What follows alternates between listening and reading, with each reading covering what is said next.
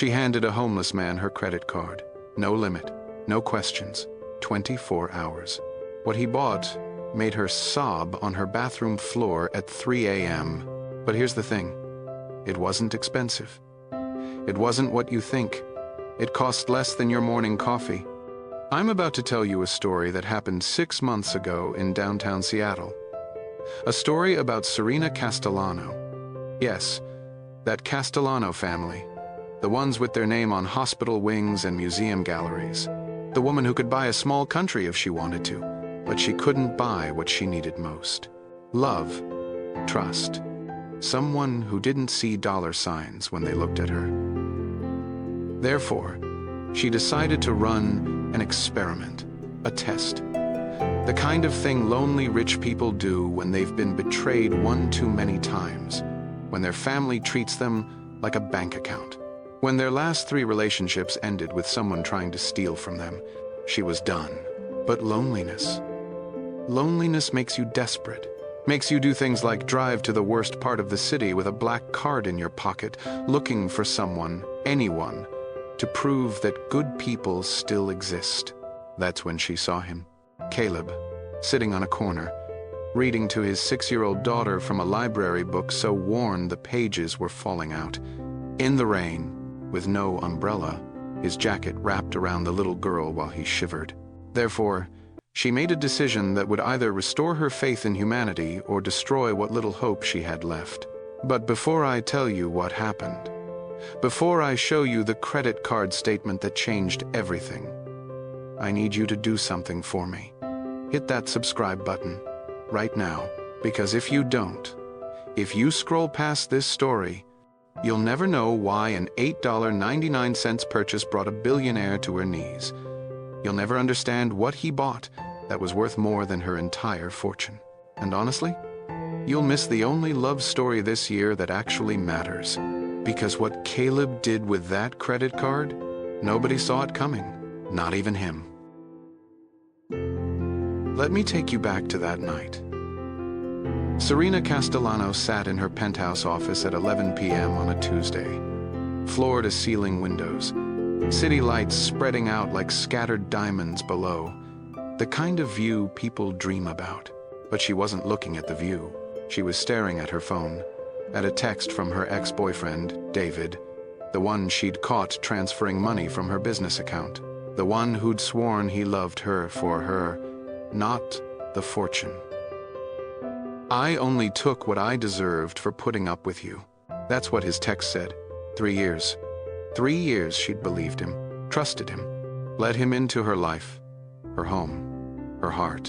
Therefore, she did what she always did when the walls closed in.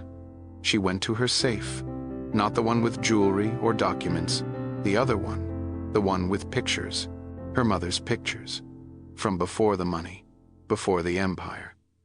When they lived in a 2-bedroom apartment and her mom worked 3 jobs. Her mother used to say, "Serena, money doesn't change people, it just reveals who they really are." But what if everyone was the same underneath? What if everyone was just waiting? Waiting for their chance to take. Her brother called it paranoia. Her therapist called it trust issues. Her accountant called it smart. She called it exhausting. The penthouse felt like a prison. A beautiful, expensive prison. 23 rooms and every one of them empty. Oh, there were people during the day, assistants, cleaners, the chef she never ate with, but they were employees, paid to be there, paid to smile, paid to care. What would happen if the money disappeared? Would anyone stay?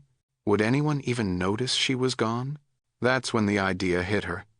Ridiculous, impulsive, the kind of thing her board of directors would call reckless behavior unbecoming of a CEO. But she was already grabbing her keys, already heading to the elevator, already pulling out the credit card she kept for emergencies. The black one, the one with no limit. She was going to give it away. Not to charity, that was easy, tax deductible, safe. She'd written those checks before. No, she was going to hand it to a stranger, someone who had nothing, someone who could take everything, and she was going to watch what they did with it. If they disappointed her, which they would, at least she'd know for sure. At least she could stop hoping, stop believing there was something more than greed at the core of people. But if they didn't, she laughed at herself in the elevator mirror. 34 years old, worth $3.8 billion, and driving around the city like some kind of fairy godmother looking for Cinderella? Pathetic. But she went anyway. She drove her Tesla through downtown, past the financial district where her office tower pierced the skyline, past the boutique hotels and restaurants where she held meetings, down into the parts of the city her driver usually avoided, tents on the sidewalks, shopping carts full of someone's entire life, the smell of desperation and survival mixing with rain on concrete. She'd donated millions to homeless initiatives, written checks, attended galas, but when was the last time she'd actually been here? Seen it? Breathed it? Never. But what she found on that corner wasn't what she expected at all. The rain had stopped, leaving everything slick and shining under the streetlights. Serena parked her Tesla, probably worth more than all the cars on this street combined, and walked. She didn't know what she was looking for. A sign, maybe. Someone who looked deserving? But what did deserving even look like? Then she heard it. A voice, soft, patient, reading. And the rabbit said to the moon, "Thank you for the light. Without you, I couldn't find my way home." She followed the voice around a corner, past a closed laundromat and a check-cashing place with bars on the windows. There, under the awning of an abandoned bakery, sat a man and a little girl. The man was maybe 35, though hard living could make anyone look older down here. Brown hair that needed cutting, stubble that had passed 5 o'clock shadow about a week ago, clothes that were clean but wearing thin. But his eyes were focused entirely on the little girl beside him. She couldn't have been more than 6, curly hair escaping from beneath a knit cap that had seen better days. She was wrapped in his jacket, too big, swallowing her small frame, while he sat in just a threadbare sweater.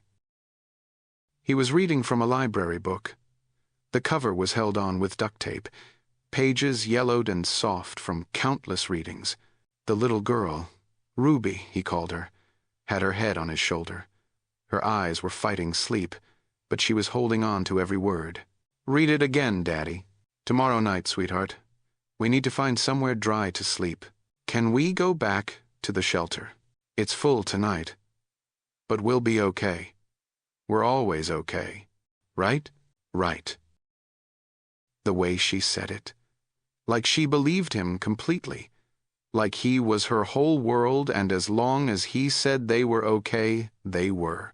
Serena stood frozen, watching. This wasn't what she'd expected. She'd expected, what? Anger? Desperation? Someone broken by the system? But this man was reading to his daughter, in the cold, with nothing. He was giving her the only thing he had left, his time, his voice, his love. Therefore, she walked closer. Her heels clicked on the wet pavement. The man looked up, his arm instinctively pulling Ruby closer. "Can I help you? Not spare some change? Not, please? Just concern, like maybe she was the one who needed help. I have something for you." She pulled out the credit card. Black, titanium. The kind of card that gets you into private airport lounges and exclusive restaurants. The kind of card these two had probably never seen. "What is this?" "It's a credit card. No limit. Use it for 24 hours. Buy whatever you need." He stared at her. Then at the card. Then back at her. "Is this some kind of joke?" No joke. Why? Such a simple question. But she couldn't tell him the truth. Couldn't say, "Because I need to know if good people exist. Because I need you to either restore my faith or destroy it completely." So she lied. Call it an early Christmas gift. From a stranger. Ruby had woken up fully now. looking between them with those eyes children have, the ones that see everything. "Daddy, is she an angel?" Caleb, though she didn't know his name yet, almost smiled. "I don't think so, baby." "Then why is she helping us?" But he didn't answer his daughter. He was looking at Serena with an expression she couldn't read. Suspicion? Hope? Something else? "What's your name?" he asked. "Sarah," she lied again. "Just Sarah." "Well, just Sarah? I don't take charity." "It's not charity. Then what is it?" She thought for a moment. What was it? An experiment? A test? A desperate attempt to feel something other than emptiness? "It's a chance. Take it or don't." Ruby shivered, and his whole attention went back to her. That's when Serena saw it. The moment his pride cracked. Not for him, for her. He took the card. 24 hours? 24 hours. "I'll check the statement tomorrow night." And then what? Then nothing. We never see each other again. But even as she said it, something in her chest twisted. Like her body knew she was lying before her brain did. She turned to leave. "Sarah?" She looked back. "Thank you." 2 words. Simple, but the way he said them. She nodded and walked away, her hands shaking. She'd done it. Given a stranger complete access to her fortune, her lawyers would have a heart attack. Her brother would call her insane. But she had to know. Had to know if this man, this father reading to his daughter in the cold with nothing, would become like everyone else the moment he had everything. She thought she'd see greed. She thought she'd see desperation. But when the first charge came through, she couldn't breathe. Serena sat in her Tesla, phone in hand, watching the credit card app. Every charge would show up instantly. She'd see everything he bought, every decision he made. 10 minutes passed. 20. 30. Nothing. Was he walking somewhere, deciding what to buy first? Or had he thrown the card away, too proud to use it? Then, at 12:47 a.m., the first charge appeared. $12.47. Mel's All-Night Diner. $12. He had access to unlimited funds, and his first purchase was $12. She knew Mel's. It was 6 blocks from where she'd found them. Nothing fancy. The kind of place with cracked vinyl booths and coffee that could strip paint. Therefore, she drove there, parked across the street, watched through the rain-streaked windows. Caleb and Ruby were in a corner booth. Ruby had a plate of tomato soup and a grilled cheese sandwich cut into triangles, a glass of milk. Caleb had nothing, just a glass of water. She watched him break the sandwich into smaller pieces for Ruby, watched him blow on the soup to cool it, watched him use napkins to make a little rabbit, hopping across the table, making Ruby giggle. The waitress came over, an older woman with tired eyes and a name tag that said Dorothy. She put a cup of coffee in front of Caleb. He pushed it back. "I didn't order this." "On the house," Dorothy said. "You helped my son with his homework last week? That math problem? He got an A on his test." "That's great, Dot. He's a smart kid. Takes after his teacher. Well, his substitute teacher. The kids still ask when you're coming back. Substitute teacher. He'd been a substitute teacher. Someday," Caleb said. But the way he said it, Dorothy patted his shoulder and moved on. Ruby finished her sandwich, her eyes already drooping again. Caleb wrapped her in his jacket, his own jacket this time, since they were inside, and cradled her against his chest. He paid with the card, left a $5 tip on a $12 bill. Then they left. Serena followed. The second charge came at 1:23 a.m. $43. Goodwill thrift store, a 24-hour location. $43 at a thrift store, when he could have gone to any boutique, any department store, anything. She watched him through the store windows. He went straight to the children's section. Found a winter coat in Ruby's size, purple, with a fur-lined hood, waterproof. He checked every zipper, every button, every seam. Then socks. 6 pairs of thick socks, and rain boots, pink ones with unicorns on them. For himself? Nothing. At the checkout, Ruby was asleep in his arms. The teenage cashier had to whisper the total. "You know you could buy the whole store with that card," the kid said, recognizing the black titanium. "We only need what we need," Caleb replied. They left with one bag.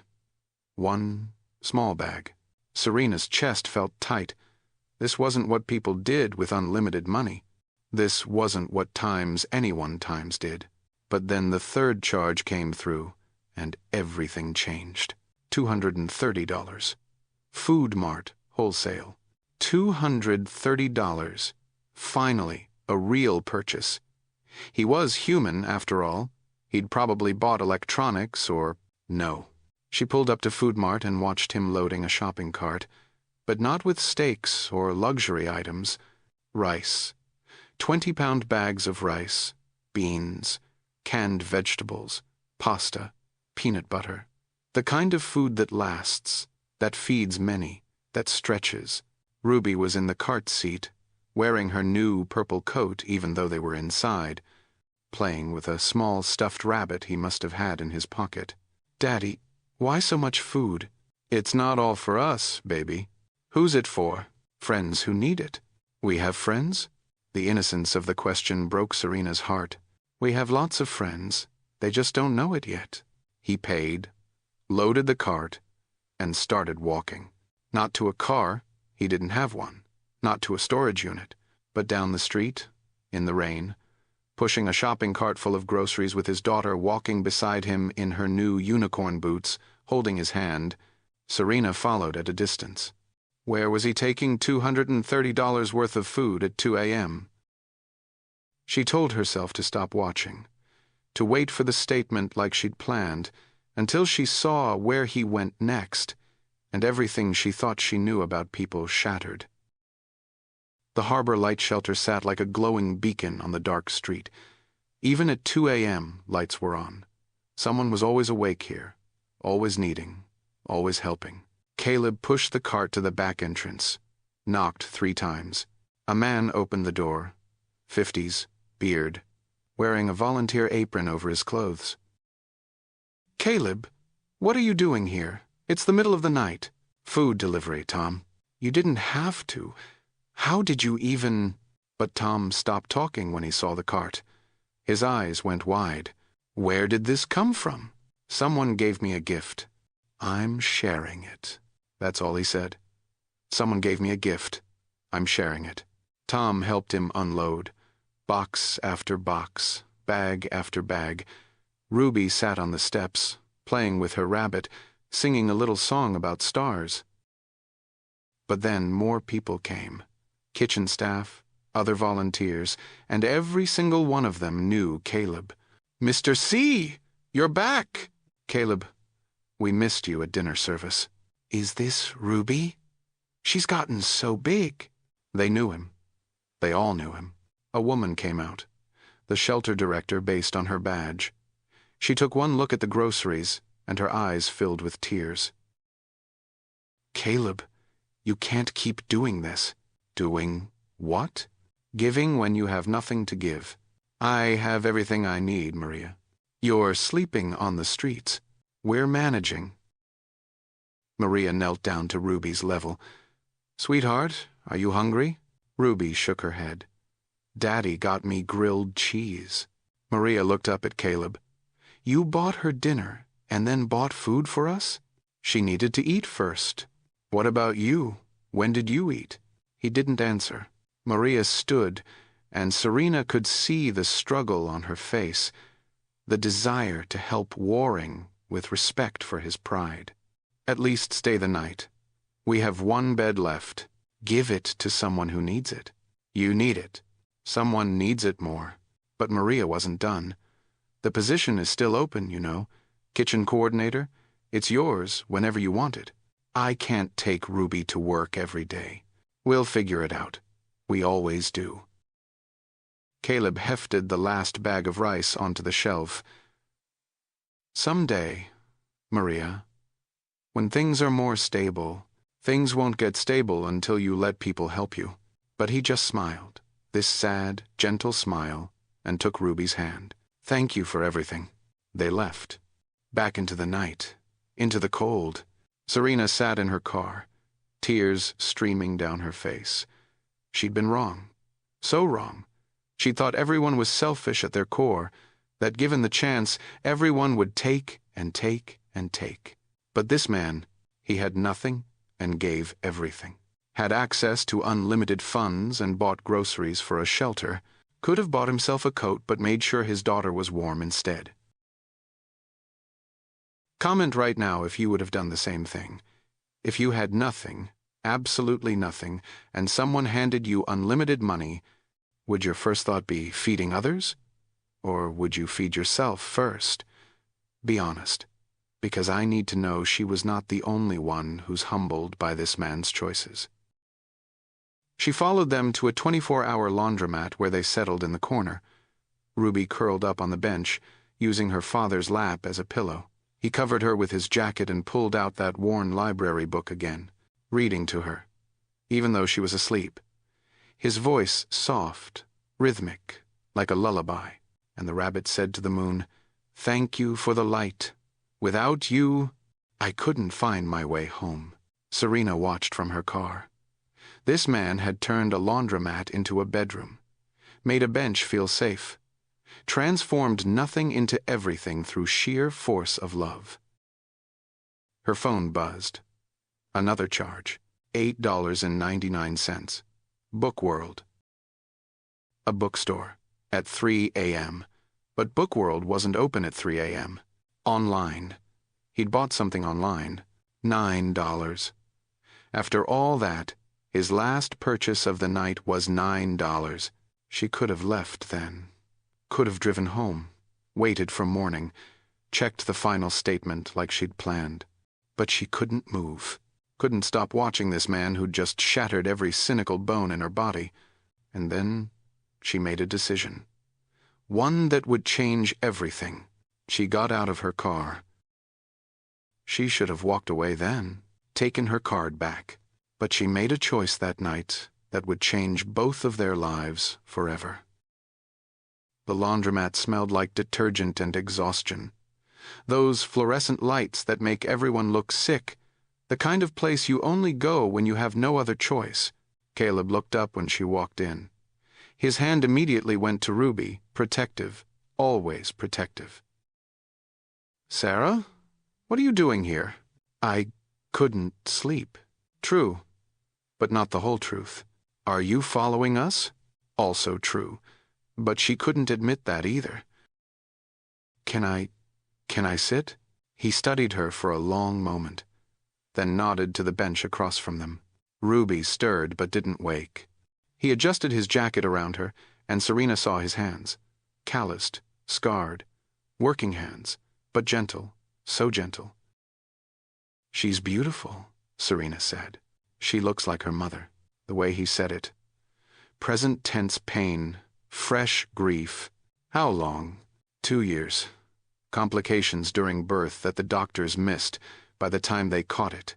He trailed off. "I'm sorry." "Me too." Silence, but not uncomfortable. The kind of silence where two broken people recognize each other. "You were a teacher," she said. He raised an eyebrow. "The waitress, at the diner, was, past tense.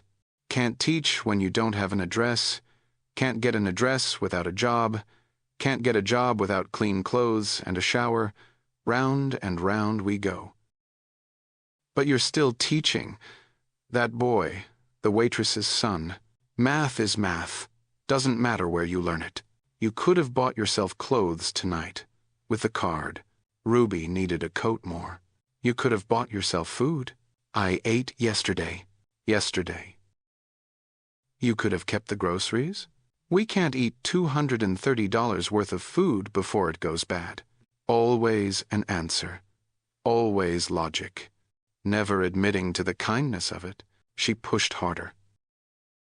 Why didn't you buy more? You could have. You know that card has no limit. You could have bought anything, everything.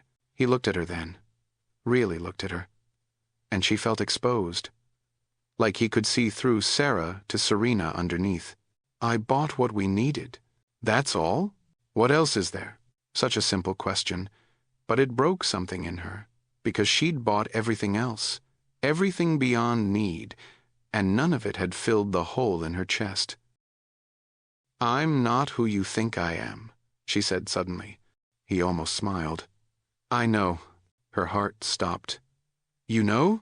You're not the first rich person to come down here looking for meaning, checking on their charity, testing the poor to see if we're worthy of help. That's not, isn't it? But before she could answer, he continued. I know who you are, Serena Castellano. The world tilted. How? I taught economics before 6th grade math, used your family's foundation as a case study, the evolution of wealth, the responsibility of fortune. Your great-grandfather started with nothing, built an empire. Your father expanded it. And you're trying to figure out what it all means. She couldn't speak. Also, your face is on a billboard 6 blocks from here. Castellano Foundation, building better tomorrows. Of course. Of course he knew. Why didn't you say anything? Would it have mattered? You could have taken more. Knowing who I am, what I have. What you have isn't what you are. Most people don't see the difference. Most people haven't lost everything. When you do, you learn what's actually valuable. Ruby stirred again, mumbling something about rabbits and moons. She's everything, he said, looking at his daughter. Everything else is just stuff. Serena felt tears coming again. I don't know how to do that. Do what? Love like that. Trust like that. Everyone I've ever loved wanted something from me. Then you've been loving the wrong people. How do you know the right ones? He thought for a moment. The right ones don't need you to be anything other than what you are. They don't need your money or your name or your connections. They just need you. Nobody's ever just needed me. Then I'm sorry for you. Because with all your billions, you're poorer than we are. It should have hurt, should have felt like an insult, but it felt like truth, like freedom. The card, she said. Keep it. 24 hours. That was the deal. I'm changing the deal.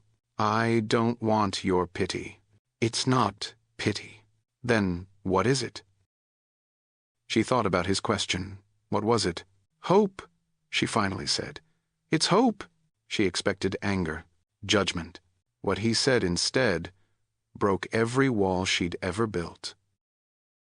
Caleb reached into his pocket, pulled out the black titanium card, slid it across the bench to her. I bought what I needed. A coat and food? No. Well, yes. But that's not what I mean. He pulled out his phone, showed her an email confirmation. Bookworld, $8.99. What did you buy? He reached into his other pocket, pulled out a small, worn book, the same one he'd been reading to Ruby, held together with tape and love and repetition. The Rabbit and the Moon, Emma's favorite book. She read it to Ruby every night when she was pregnant. After she died, it's the only thing that helps Ruby sleep. He showed her the order confirmation. I bought a new copy. So when this one finally falls apart completely, Ruby will still have her mom's voice in her head, still have the story that connects them. Serena stared at the confirmation. $8.99, less than $10. That's all you wanted? Out of everything you could have bought? What else would I buy? A car we'd have to sleep in?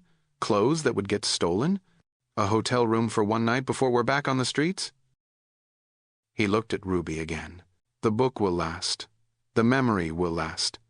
That's worth more than anything else you could offer. Serena broke. Not crying, breaking. Every wall, every defense, every carefully constructed barrier between her and the world crumbled. This man had nothing and wanted nothing except to preserve his daughter's memory of her mother, had access to billions, and bought a $9 book. "Let me help you," she whispered. "You did. Ruby has a coat. The shelter has food. No. Really help. A job. A place to live. I don't want charity. It's not charity. I need someone to run a literacy program at my foundation. Someone who understands what it's like to need help. Someone who won't judge the people who come in. You don't even know me. I know enough. You know what I did with your card. That doesn't mean you read to your daughter, in the cold, with nothing. You read to her." He was quiet for a long moment. "Why does that matter so much to you?" "Because my father never read to me. He was too busy building his empire. My mother never read to me. She was too busy spending it. I had everything except what you give Ruby freely. Time? Love. Unconditional, unqualified, unreasonable love." Ruby woke up then, rubbed her eyes, looked at Serena. "You're the angel lady." "I'm not an angel. Daddy says angels are people who help when they don't have to." Caleb's face went red. "That's not exactly what I—" "Then you're an angel, Daddy," Ruby interrupted. "You help everybody." "Out of the mouths of babes." Serena looked at Caleb. "The job's real. The offer's real.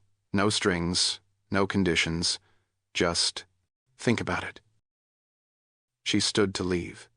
Had to leave before she said something she couldn't take back, before she admitted that watching him with Ruby had made her feel something she'd never felt before.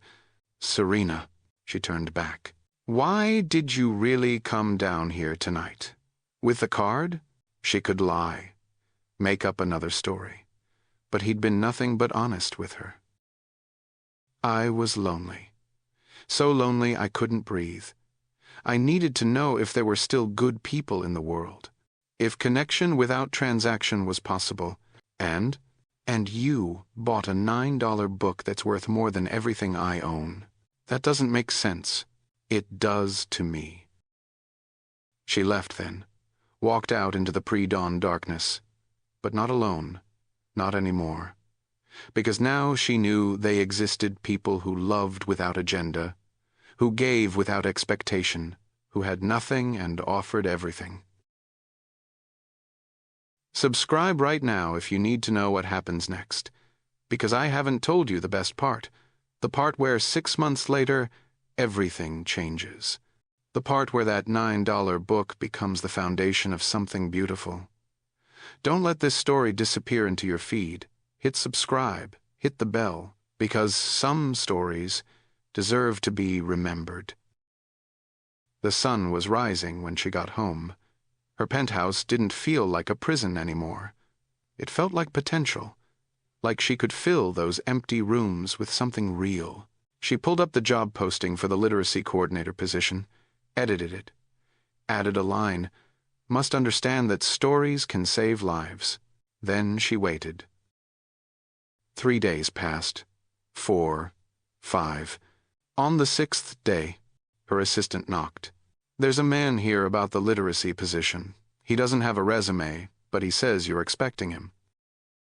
Caleb stood in her doorway, clean-shaven, wearing donated interview clothes that almost fit. Ruby beside him in her purple coat. "I have conditions," he said. "Name them." "I work for the foundation, not for you personally." "Agreed." "Ruby comes with me until I can afford childcare." "The foundation has on-site daycare," she replied. "I want to build a program that serves everyone, not just the photogenic cases that look good in brochures. That's why I need you."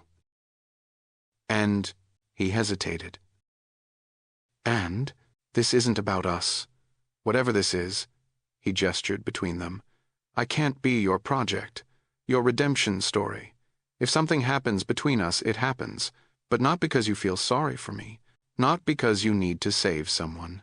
What if I'm the one who needs saving? Then we save each other? Or not at all?" She held out her hand. Professional, formal. He shook it. but their eyes held longer than their hands, and in that moment she saw it. The future. Not clear, not certain, but possible. Ruby tugged on her father's sleeve. "Daddy, is this our new friend?" "Maybe, baby. Maybe." 6 months later, that's where we are now. 6 months since that night with the credit card. Caleb still runs the literacy program at the foundation. 3,000 people have come through those doors. 3,000 stories. 3,000 chances. Ruby's in 2nd grade now, top of her class. She reads to the younger kids in the after-school program, using that same patient voice her father used with her. And Serena? She still runs her empire, still attends board meetings, still signs million-dollar deals. But Thursday nights are different now. Thursday nights, she sits in the foundation library.